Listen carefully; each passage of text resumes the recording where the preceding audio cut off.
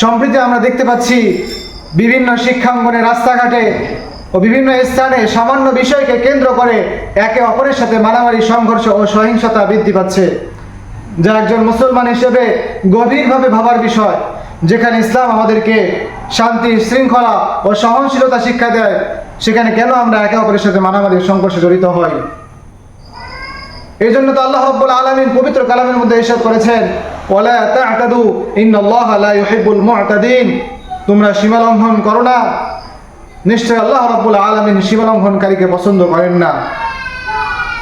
আজকে যারা সহিংসতায় জড়িত হচ্ছে, আজকে যারা মারামারি কাটাকাটিতে জড়িত হচ্ছে, আজকে যারা সামান্য বিষয়কে কেন্দ্র করে একজন আরেকজনের পায়ের গোড়ালি কেটে দিচ্ছে, তারা কিন্তু আজ সীমা লঙ্ঘন করছে। আর এই সীমা লঙ্ঘনকারীকে আল্লাহ রাব্বুল আলামিন পছন্দ করেন না। অতি শীঘ্রই এদের উপর আল্লাহ রাব্বুল আলামিনের পক্ষ থেকে আযাব নাজিল হবে। কারণ আল্লাহ রাব্বুল আলামিন যাকে পছন্দ করেন না, যার উপর ক্রোধান্বিত হন, তাকে ছাড় দিলেও ছেড়ে দেন না। তো সম্মানিত উপস্থিতি, একজন মুসলমান তার চরিত্র তো এমন হবে, রাসূলুল্লাহ সাল্লাল্লাহু আলাইহি সাল্লাম বলেছেন, আল মুসলিমু মান সালিমা আল মুসলিমুনা মিন লিসানিহি ওয়া ইয়াহদি। যার হাত ও জিহ্বা হতে অপর মুসলমান নিরাপদ থাকে।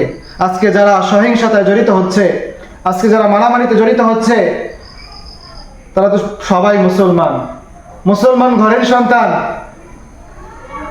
সামান্য বিষয়, দেয়ালিকায় গুপ্ত লেখা নিয়ে একে অপরের সাথে বাক বিতণ্ডা এক পর্যায়ে মারামারি পর্যায়ে চলে যায়। এই থেকে একজনের পায়ের গোড়ালি কেটে দেওয়া হয়। সোশ্যাল মিডিয়ায় আপনারা ভিডিও দেখতে পাবেন। এটা তো কোনো মুসলমানের কাজ হতে পারে না।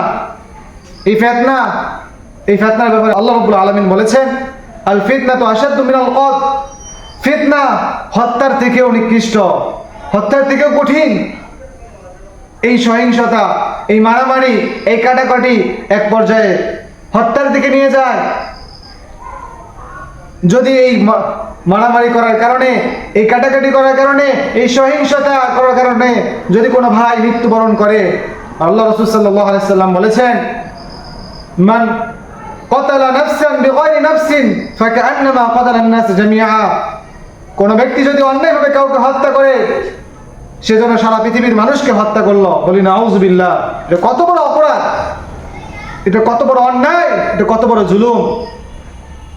আল্লাহ রাব্বুল আলামিন আমাদেরকে বোঝা এবং আমল করা তৌফিক দান করুন। আখির দাওয়ানা আলহামদুলিল্লাহি রাব্বিল আলামিন। আসসালামু আলাইকুম ওয়া রাহমাতুল্লাহি ওয়া বারাকাতুহু।